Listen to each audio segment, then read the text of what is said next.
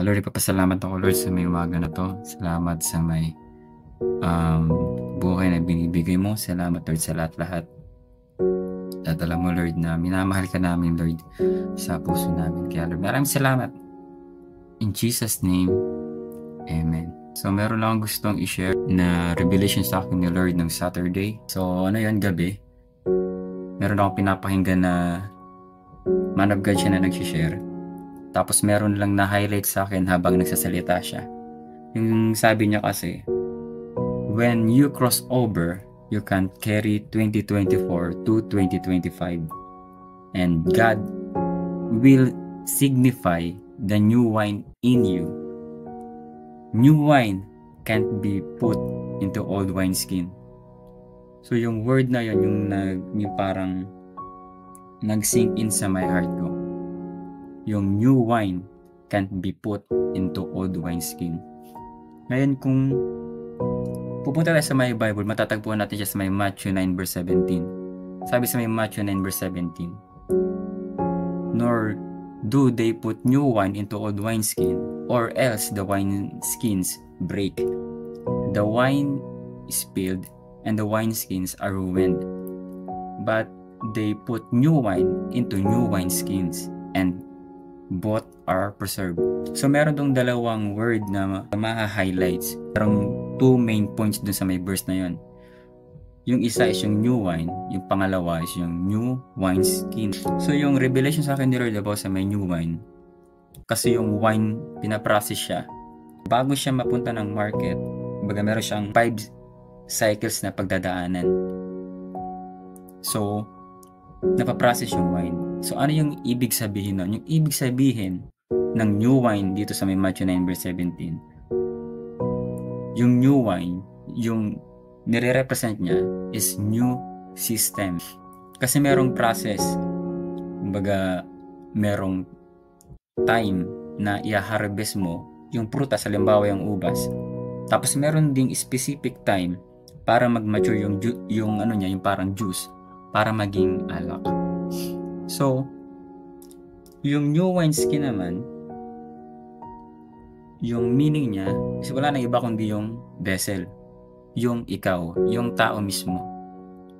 Ngayon, sabi doon, new wineskin, ibig sabihin, yung new version ng tao na yon na maa-attain niya through preparation. Kasi alam naman natin na yung tao, kung bakit siya nagkakaroon ng new version, kasi nag-gagantro siya sa mga process sa buhay. So, yun yung meaning ng new wineskin. Kasi ito yung gusto kong i-share sa mga makakanood nitong video. Yung encouragement ko, ito yung title niya. New pace of life will require a new vessel. So yung reference na gagamitin natin is yung Joshua chapter 1, 2, and 3.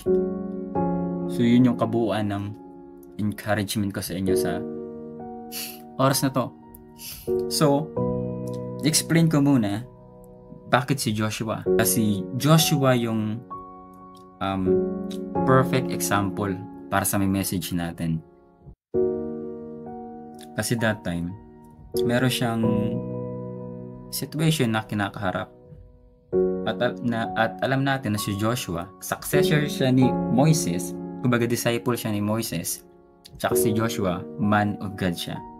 So, sa may chapter 1, yung situation na kinakaharap niya is yung leader nila si Moises, si prophet Moises. Kumbaga, kinuha na ni Lord. So, sabi sa may Joshua chapter 1, verse 1, after the death of Moses, the servant of the Lord, it came to pass that the Lord spoke to Joshua, the son of Nun. Kumbaga, yun yung isang situation na kinakaharap niya. Kumbaga, wala na si Moises. Na dapat si Moises, siya yung mag-guide sa may Israel. Pero dahil sa nagkasala siya, kumbaga hindi siya nakatungtong ng promised land. So yun yung isang kinakaharap ni Joshua na mabigat na situation. So ngayon, sabi natin kanina, yung new wine, ang ibig sabihin niya is new system and a season. Kasi nga 'di ba merong 5 cycles yung wine. So, meron siyang yung isa sa may meaning din ng new wine is yung season.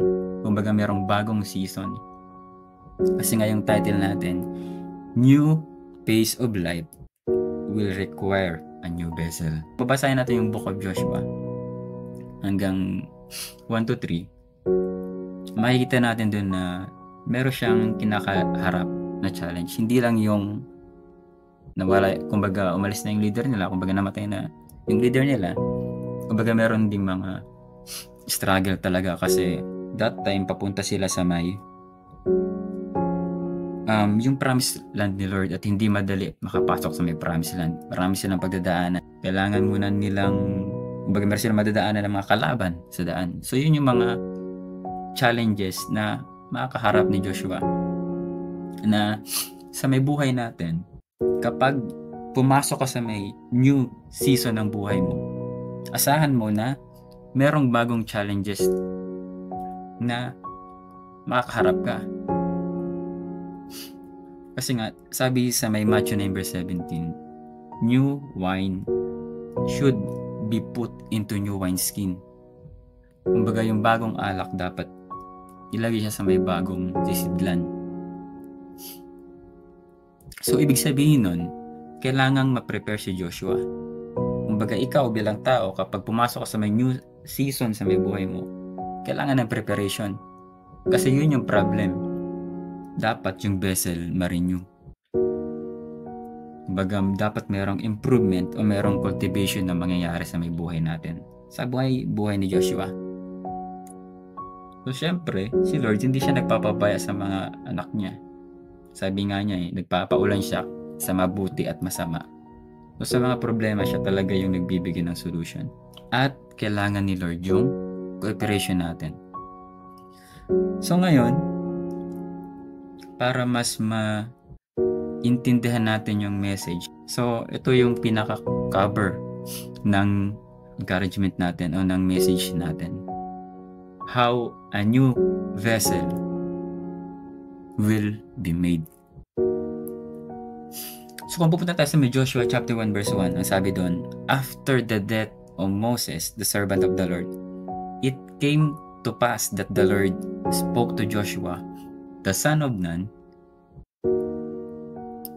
Moses' assistant, saying, kumbaga sa Joshua chapter 1 verse 1, nung nawala si Moses, ngayon si Lord, kinausap niya si Joshua.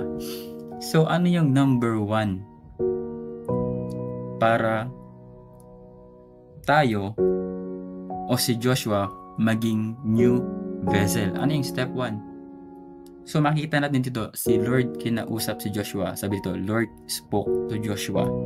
So, yung number 1 na preparation para sa new vessel is we must know who is speaking in our life. Yun yung number 1. Kailangan alam mo kung sino yung nagsasalita sa buhay mo. Kasi sa may generation natin ngayon, lalo na sa may social media, maraming boses.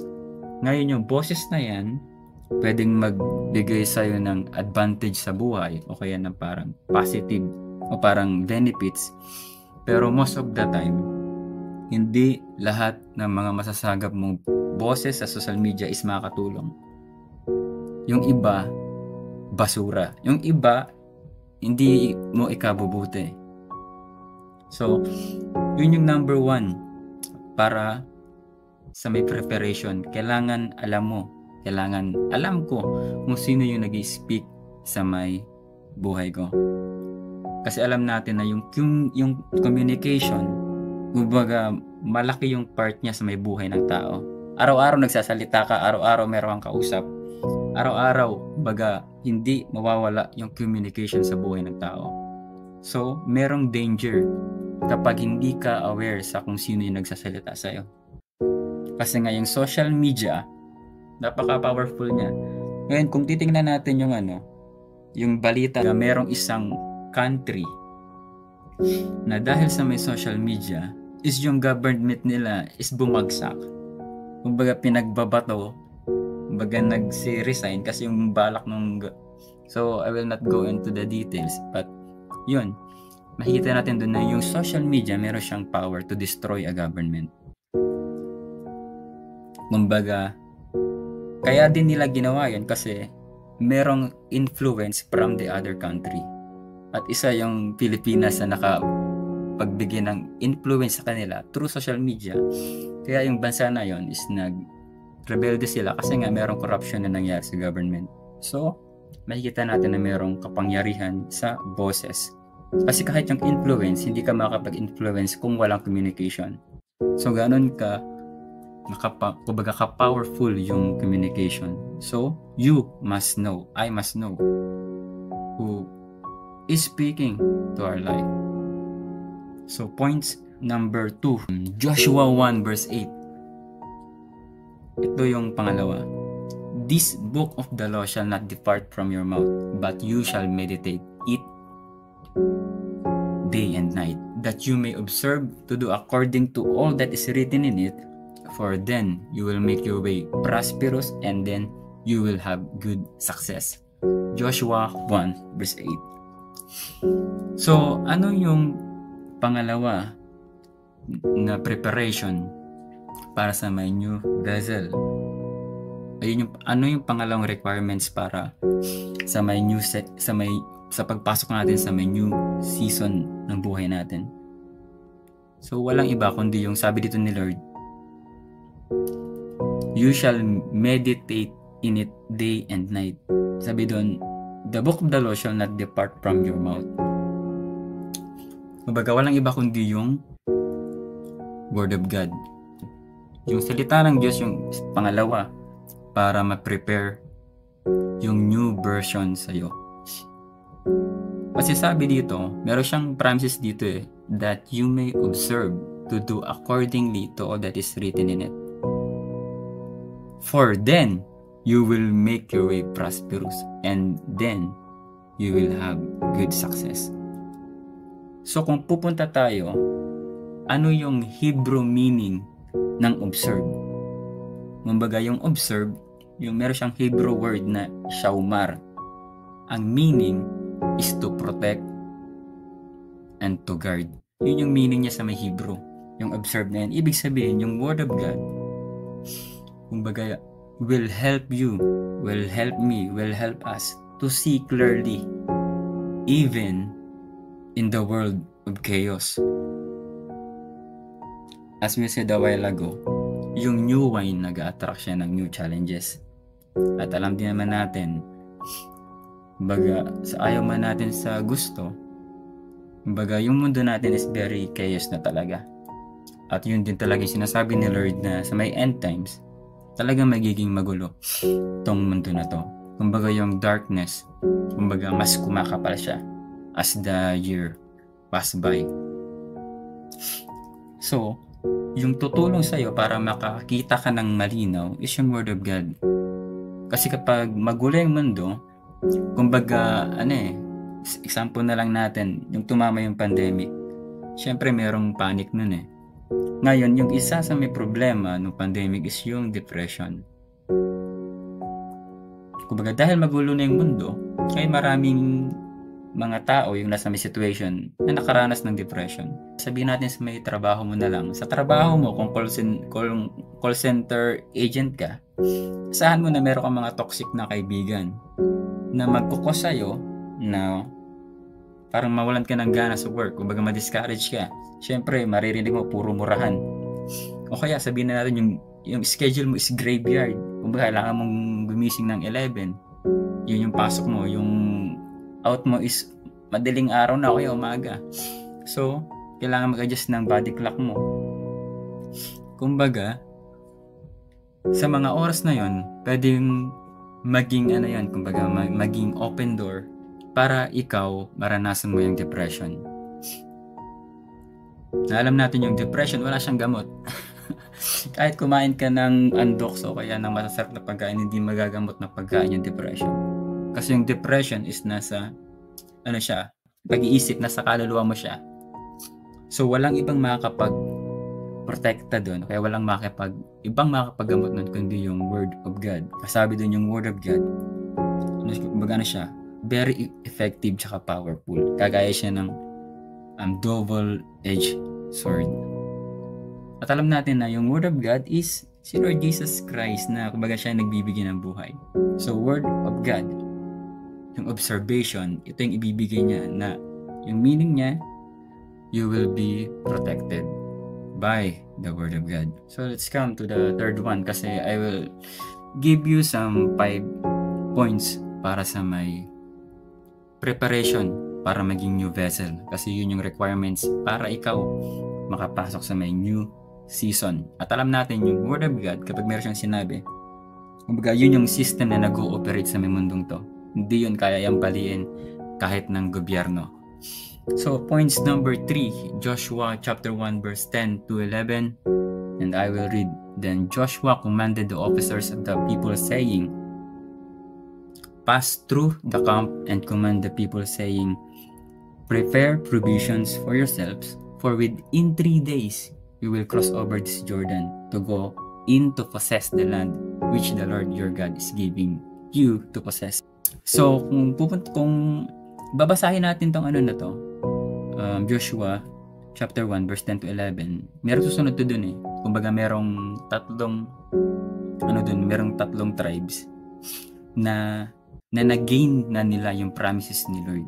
Kumbaga meron kasing promise si Lord na kapag tumuntong kayo dito sa may promised land, yung iba sa inyo, kumbaga papunta pa lang kayo, meron nang naihanda si Lord. Kumbaga ito yung lupa para sa inyo. Hindi siya sa promised land, pero malapit sa promised land. Kumbaga yung promise ni Lord is na kamtan na nila. Pero sabi nga ni Joshua, kailangan pa rin nilang sumama. Kumbaga maghanda para tumawid. Kasi meron silang pupuntahan na bayan. So ano yung points number 3 para ma-prepare tayo? So yung points number 3, walang iba kundi yung obedience. Kasi sabi dito ni Joshua, meron siyang utos na kumbaga si Joshua, nagsilita si Lord sa kanya na kailangan nilang tumawid. Sabi pa nga ni Lord, tibayan mo yung loob mo, sasamahan kita. So, kumbaga sabi din ni Lord, meron siyang pangako na ibinigay niya na yung lupa ng mga nung sa promised land. So, syempre, si Joshua bilang anak ni Lord, sumunod siya agad. So, yung isa para ma-prepare ka sa may new season ng buhay mo is kailangan mong umobey agad. Kasi pwede kang umobey later. Pero sabi nga, delayed obedience, kumbaga is disobedience. So yung kailangan natin as a Christian is yung sudden obedience. Kapag may sinabi si Lord, huwag ka na mag-isip, sundin mo agad. Kasi nga meron siya pangako dito, obedience will give us result. Kasi kung titingnan natin, merong 3 tribes na sumunod sa pamamahala ni Moses, merong sumunod sa may pamamahala ni Joshua. At itong tribes na to, successful na sila. Kasi bago pa lang sila makapunta ng promised land, yung pangako ni Lord sa may nalupa sa kanila is wala sa promised land pero malapit sa promised land at nakatungtong na sila doon. So merong result. Kung babasahin nyo yung Joshua chapter 1 verse 13, doon yung malalaman. Hanggang sa baba. So let's come now for key points number 4. So let's go to Joshua chapter 2 verse 1. Now Joshua the son of Nun sent out 2 men from Acacia grove to spy secretly, saying, go, view the land, especially Jericho. So they went and came to the house of a harlot named Rahab and lodged there. Tapos escape tayo, punta tayo sa may Joshua chapter, sa may verse 4. And I will read. Then the woman took the 2 men and hid them. So she said, yes, the men came to me, but I did not know where they were from. So, bibigay ko lang yung summary dito sa may chapter 2. Merong inutusan na spy si Joshua na pumunta ng Jericho para mag-spy. So meron doon isang babae, kumbaga bayaran siya, pangalan niya Rahab. So siya yung nagpatuloy doon sa may 2 spy.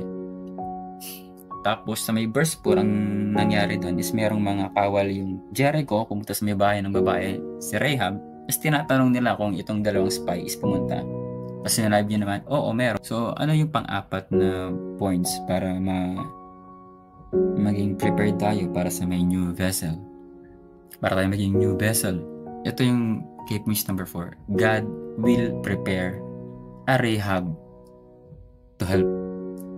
Kumbaga sa may buhay natin dito sa mundo, hindi pwedeng puro ka na lang ikaw.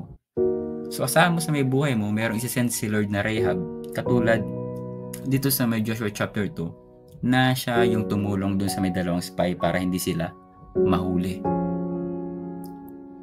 In life, a help will come in a form below our standard.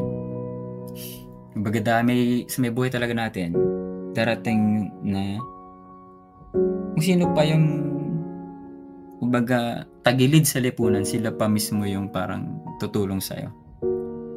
So I just want to encourage that let's value whoever we meet in life.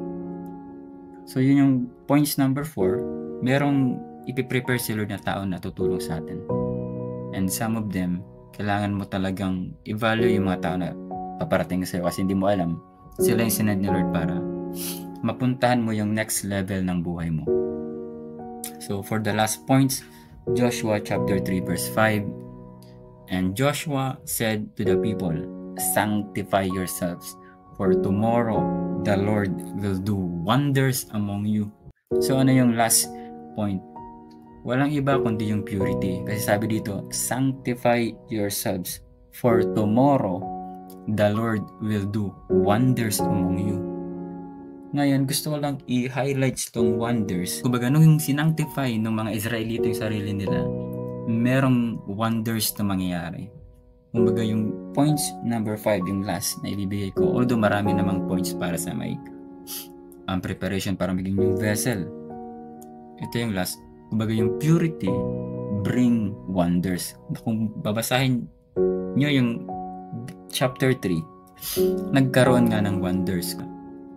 Kasi that time, yung naglinis sila, yung kampo nila sobrang layo pa sa Jericho eh. Meron pa silang dadaanan na